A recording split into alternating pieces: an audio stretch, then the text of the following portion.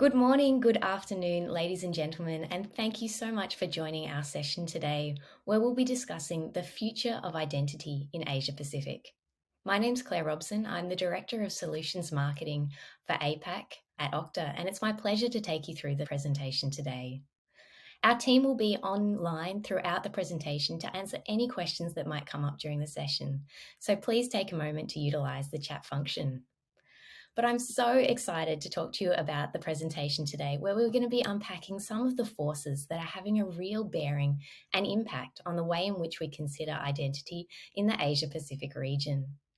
We'll take the next 20 or 30 minutes to go through these five forces in a little bit of detail, and we'll conclude with two great examples of customers who are really at the forefront of identity adoption and modernisation in Asia Pacific. Finally, I'll leave you with some key takeaways that you can take back into your own business when you're planning your considerations around adoption of identity and access management. So let's get straight into it. There are probably a lot more than five forces that are impacting identity in the way that we think about it in our region. But from speaking with customers, prospects, partners, our analyst community, we've put together five main forces that have a bearing on identity today. So hopefully there'll be something in it for everybody. Over the next 20 to 30 minutes, we'll take a look at everything from hybrid work right up until the importance, the criticality of trust and user experience when it comes to identity. We all know that dynamic and hybrid work is here to stay, but what bearing does it have on identity within Asia? There's an evolving threat and security landscape. How are these new threat actors impacting the way that we think about identity? Skills and resourcing shortages is something that all businesses are struggling with, especially the technology sector. How is your business best prepared to deal with this? Regulation and compliance, it's evolving and transforming at such a rate in Asia Pacific, but varying levels by country can make it quite difficult for organisations to stay apace. We'll take a look at this and the bearing that it has on identity. And finally, trust and user experience. It's such a critical point that we ensure that our users, both employees and customers, are satisfied with the experience that they have when they're leveraging applications via identity. That'll be the final force that we'll look at in today's presentation. So let's get straight on into it. The world of work has changed forever. Hybrid work is accelerating at a pace never seen of before, with more and more of us working from home. I'm a great example of that here today. We're now well into the pandemic, and every organisation is focusing on increasing ways to support their employees to work remotely long term. According to the latest study by IDC, over 36% of the APAC workforce works from home more than once a week. I'm sure many of you will be in a similar boat. A further 56% of employees say that they would like flexible work to stick around for the long term. I think that it's important that all organisations make sure that they have an identity strategy in place that supports this desire to work remotely long term. This trend may seem fairly innocuous, but when we take a deeper look, it's clear that there are some, big changes in the way that countries are thinking about responding to remote work. And here are a couple of examples just to name a few. Each country takes a different approach when it comes to hybrid work and the adoption of remote and dynamic working policies. And a lot of this is, has a bearing on the way in which the populations react or desire to continue working remotely long term. I broadly bucketed these into three main categories. We've got the embracers, the hesitators, and the developers. And we'll take a look at a couple of examples in terms. So let's have a look at embracers. These are populations that have by and large really adopted a remote working lifestyle. They've found a happy medium between coming into the office as well as working remotely from home. Australia is a great example. More than 2/3 of employees in Australia currently work remotely, and Australians by and large have embraced the hybrid work lifestyle. There may be differences in generations, level of seniority, gender that has a bearing on people's comfort level to come into the office or work from home. But a study this year has shown that 10% of Australians alone would like to return to a traditional work environment, and the rest of us, well, we're quite happy with this flexible working model. Singapore is another great example of a population that's really adopted the remote working way of life. Singaporean job seekers are actually rejecting companies that don't grant flexible working arrangements, with 40% of Singaporeans say that they wouldn't work for a company that didn't offer flexible working arrangements. Our next bucket of countries have a slightly different view on the way of hybrid work, what I term hesitators. So there's a little bit of hesitation in terms of embracing hybrid work ongoing. And Japan and Hong Kong are two examples in this category. So in Japan, at the height of the pandemic, only 25% of the population decided to work remotely. And this is quite small when you consider the global average. And a lot of this harks back to corporate culture in Japan, which focuses on personal interaction, constant training in the office, mentorship programs, and group communication. And sometimes there's a perception that if you're not in the office, if you're not there with your colleagues, that this could be career limiting for future promotions. In a slightly different way, Hong Kong has also shown hesitation when it comes to embracing remote work ongoing. While 89% of Hong Kong employees want to embrace a work from home lifestyle, there are studies that show that employers are simply not matching these expectations, with less than half of Hong Kong employers offering hybrid work options. So, again, this harks back to cultural preferences and preconceptions around trust and visibility and being in the office. But it's also important that we take into factor physical considerations. Japan, Hong Kong, and many other countries in Asia Pacific have small sizes of an average city apartment that can make working from home for many people simply not desirable. Our final third category to take into consideration is what I deem the developers. So these are countries like India, Malaysia, Philippines, Thailand that simply don't have the infrastructure in place at the moment to make a remote or hybrid work model viable long term. So, with this shifting, amalgamous adoption of work from home, hybrid work, and dynamic work, we also have to think about a second factor that's really coming to the fore here, and that's the security threat landscape. With the adoption of work from home and dynamic work being more prolific than ever before, threat actors have more avenues to exploit. Identity-centric cyber attacks are on the rise. We've seen that 89% of all web application attacks are caused by credential abuse, and attackers are really taking the opportunity of this changing work model to take advantage of new, less secure opportunities to attack networks and businesses at large. APAC is not immune to this sort of attack system that we're seeing.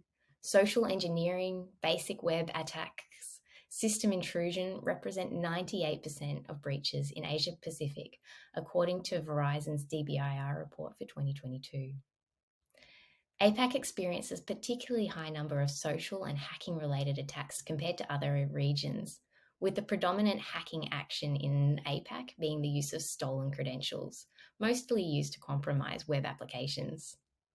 The primary social attack for APAC this year was almost exclusively phishing, with other attack types like ransomware and business email compromise being up there as well. So, with all of these attack types and more on the rise, what does this mean for identity? And how are you as an organization ensuring that your identity is up to scratch to protect your users? We've seen that the mindset, the way we think about identity within the context of a security system is really changing. Gone are the days of the traditional network perimeter, the castle and moat style, approach to security architecture that we'd seen before. This is no longer a viable model when resources are moving to the cloud and your workforce needs to secure access from any place, from any network or device. What we're seeing now is the adoption of zero trust security, an information security model that denies access to applications and data by default. It's the prevalent approach for cybersecurity today, and we strongly believe that identity must be your foundation for a zero trust methodology.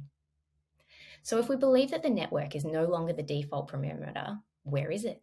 It's identity. It's with your users, those people who are trying to access your applications, no matter where they may be. Identity is effectively the new perimeter for organizations today, and it should be considered the foundation for zero trust.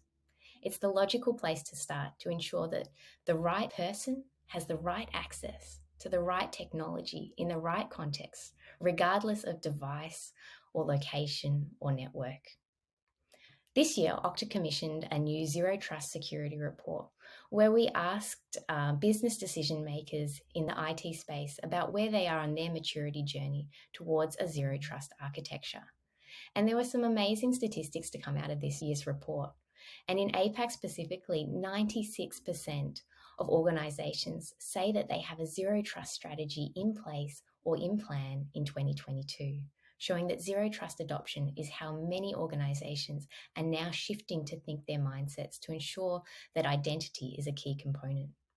So much so that 83% of APAC respondents say that identity is important to their overall Zero Trust strategy, and a further 15% go on to say that it is business critical. While threat actors are becoming more sophisticated and the quantity of attacks are mounting, you have to consider who is defending your organization.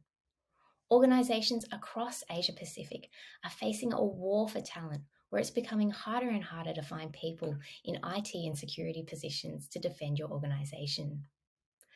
3 in 4 IT decision makers across Asia Pacific are facing critical skills gaps in their organization. And 67% of technology leaders say that these gaps are driven by growth in the organization and there simply aren't enough people to fill the demand. There are also a number of other factors at play with the Great Resignation, generational expectations, and increasing salaries, just to name a few. A couple of examples, in Australia alone, we've seen a 20% rise in salaries across the board with a strong desire for IT skills in data analytics, cloud computing, software engineering, blockchain and software development, just to name a few. As we saw in the previous example for Singapore, the war for talent is particularly felt here when it comes to expectations around jobs that offer flexibility to work from home. If it's not there, employees simply won't come. In Japan, they're feeling the pressure with generational expectations, but it can often be hard for Japanese companies that face skill shortages. Their rigid seniority systems just aren't offering the kind of pay and packages that are likely to lure younger IT professionals. So there's a real amalgamation of forces here that businesses have to take into consideration if they want to retain and acquire new talent in IT. The fourth force that has a bearing on identity in Asia Pacific is invariably regulation, which is evolving and amalgamous by country. APAC is bearing witness to an evolving regulatory and compliance landscape as countries take a different approach to the formation and implementation of privacy policy by country. Some countries are more progressed than others and they have formalised regulation. Others simply aren't there yet. Australia and Japan are two great examples of countries that have really, at the forefront of adopting great regulation and compliance around identity. IRAP in Australia is a great program to bolster national cybersecurity efforts. And we're continually seeing updates to strategy and policy being made in this space. This year alone, Australia's cybersecurity strategy for 2020 saw the investment and inclusion of a further $1.3 billion to enhance the Cyber Enhanced Situational Awareness and Response Package. In Japan, this is also another great example of a country that is quite evolved when it comes to its identity, regulation and compliance infrastructure. ISMAP, or the Information Systems Security Management and Assessment Program, is a great example where cloud service assessment is administered by the Japanese government to help companies, go through an assessment program that's regularly assessed and updated with recent drafted amendments that are always upcoming to improve the program. The Personal Information Protection Commission is another example in Japan, with the Privacy Mark for Safe and Reliability and the Cloud Security Gold Mark as further examples. Elsewhere in APAC, well, unfortunately, the legislation is just not quite there. It's still a bit of a work in progress. There are some exceptions. So Singapore has the Personal Data Protection Commission. Vietnam and Thailand have recently introduced policies around identity and security as well. They're adopting best of breed approaches that they've seen from other nations. But we'll have to watch this space intently as leaders and people within the IT security system to see how these organizations, how businesses will continue to operate in spaces that are so nebulous when it comes to identity and regulation. The fifth and final force that I wish to touch on today is the criticality of trust and user experience. Security is critical when it comes to building trust with Asian users, be them employees or customers. Employees, just like customers, need to know that their personal data at work is being handled safely and securely, and it's not putting them at risk of exposure. With everything in the media at the moment around security breaches at large, both customers and employees have more visibility than ever before about the effects that this can have on them at a personal level. According to Okta, half of Asian respondents this year say that they have lost faith in a company due to a data breach or security event. And once this trust is lost, it is so hard to get back. With the number and importance of digital interactions increasing, the bar is continuing to rise on providing a greater total end user experience that's both safe and frictionless. Gartner estimates that by 2024, organizations that do so, that find this balance between security and usability, will outperform their competition by up to 25% in terms of satisfaction metrics, both for the customer and at an employee experience level. So while trust and user experience is so important, organizations for many years have been trying to balance security and usability, with sometimes considerations changing between the two. This year, in Okta's State of Zero Trust report, we asked this same question to respondents to see where they are this year in terms of their security and usability considerations. This year, 75% of APAC respondents said that they were prioritizing security over usability. This is in contrast with results from 2021, where respondents showed a greater preference for usability as their main motivation. Why is this? Well, it's perhaps not a surprise. We've just come out of a pandemic with several years focused on ensuring that our users can get access to the right resources to simply do their jobs. This year, we see that many organizations may be catching up on some sort of security debt, and that security is more of an importance in 2022 for many respondents. So we've gone into a little bit of depth about the 5 forces that are having a bearing on the way in which we think about identity within Asia Pacific. I now want to touch on 2 case studies, the University of Technology in Sydney, as well as SMT Media, as great examples of organisations who are really taking a modern approach towards identity. The first case study I want to share is the University of Technology Sydney, one of Australia's most respected and innovative tertiary institutions. UTS has more than 326,000 users, made up of students, teachers, faculty staff, alumni, researchers. And what makes their identity journey so unique is that users can have multiple roles. Students can be teachers, alumni can be researchers, and many more variations. At the beginning of their identity journey, UTS was dealing with a number of independently operating faculties, many of whom had their own applications and sign-on experience. This wasn't a great user experience, and multi-tiered access policies can be very complicated to manage. From a technology perspective, the university had been running various legacy and cloud identity management platforms and was very much an on-premise organisation. They had to shift a number of applications from on-prem to the cloud to modernize their identity and their experience for their users.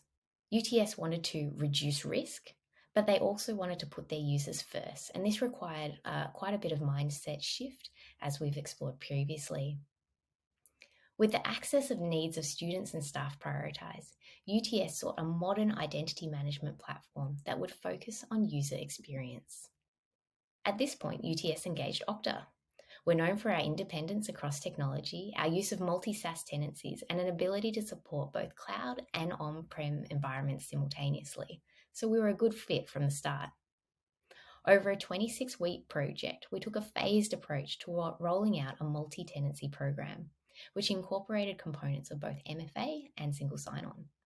To reduce any security threats, we took a staggered approach, initially onboarding 30 crown jewel applications to the Okta portal. By the end of the process, over 200 apps were available at the end of the integration. And on the first day of enrolling just 40,000 students, no biggie, into high-touch apps that included both MFA, the university only experienced 47 calls for help, which is very little in comparison to the grand scheme of things. Ultimately, the organisation had to ensure that their identity solution was fit for all their users, regardless of their ability as well. And that's another thing that makes this use case so unique. We talked about evolving regulation and compliance as one of the forces earlier on. Well, the UTS had to deal with the Web Content Accessibility Guidelines, or WCAG, to ensure that their identity solution was tested, tried, and fit to ensure that sight and hearing impaired users would be able to use it effectively. The solution was also optimized for remote work. With so many users, teachers, and staff working from home, they need to make sure that all their users were protected no matter where they might be accessing corporate applications. And this was done with some priority applications like key HR or finance apps being moved to the Okta Open Access Gateway. This reduced reliance on VPN and also made sure that the user experience was a lot more seamless from those trying to log in from a remote location. So while UTS is a really great case study, especially for a workforce identity model, I now want to take a look at another case study within Asia Pacific that has more of a customer-centric focus to identity. And this example is SPH Media Trust, or SMT, as I'll refer to them throughout this case study. They're a renowned publisher of print and digital newspapers, magazines, and books. You might be familiar with some of their publications, like the Straits Times or the Business Times. They have over 1 million readers across Singapore and Asia. But like many media outlets, they're battered by the advent of free news from social media and other non-traditional sources, many of which have dubious credibility. They also experience, like many media outlets, a number of attack vectors trying to take advantage of free news and get access to it without having to pay for a subscription-based model. SMT was going through a period where they were looking at digital transformation as a whole, with a real focus on people and technology. They wanted to cement their position as a factually accurate source of information and a real credible source for their users, whilst ensuring that their reader experience was seamless. This involved making sure that their user experience for their application was fast, it was secure, and that it was reliable.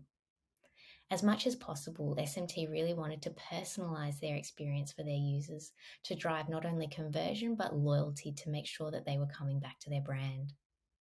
At the same time, SMT also needed to make sure that their advertisers, their marketers in the back end could reach a targeted audience to maximize the visibility of their ads, which is becoming more and more important as we see the degradation of cookies across the board. So SMT really needed a CIAM platform that could support web and mobile users whilst keeping the user experience as seamless as possible. So at this point, Okta and SMT partnered to build a CIAM platform that could thrive in this fiercely competitive market. In total, they onboarded 20 different applications, covering 10 publications to the Okta platform. To ensure that there were no major disruptions to the end user experience, each publication was migrated to Okta separately to reduce risk. The biggest migration was for the Straits Times, with more than 1 million accounts that took place in under 36 hours. At the deployment completion, the Okta CIAM Universal Directory had over 1 million activated users, with 200,000 users authorized for SSO and over 800,000 users enrolled using multi-factor authentication. The solution was also optimized to take into account a number of forces like traffic spikes when there was breaking news. The dynamic scaling of Okta Cloud helped to handle a large volume of this traffic. You can see that these are two great examples of SPH Media and the University of Technology Sydney that have really put identity at the forefront of their security strategy, making sure that they optimize for both the security considerations as well as the user experience. So we've taken a look at the future of identity in Asia Pacific, and I hope that there are many considerations that you can take back to your own business. I want to leave you with these 5. Firstly, hybrid work is here to stay. And you have to consider, as an organization, is your organization optimized to support users who are working remotely long term and into the future? Secondly, we know that security threats are on the rise, but how secure is your identity architecture? Is it founded on the principles of zero trust? Thirdly, skilled resources are in short supply and will continue to be so for the foreseeable future. So, what are you doing to ensure that you retain talent and ensure that identity is not a burden to your IT teams? Again, regulation around identity is still evolving. You need to make sure that you're keeping pace of what's happening in the market, ensuring that you're able to adapt accordingly as these regulations do continue to evolve. And finally, trust and user experience is so critical to business success. Does your organization offer secure yet frictionless experience for users that will keep them happy and coming back to your business? I hope you take these considerations to heart, and I thank you for joining the presentation today. We look forward to seeing you at future Okta events.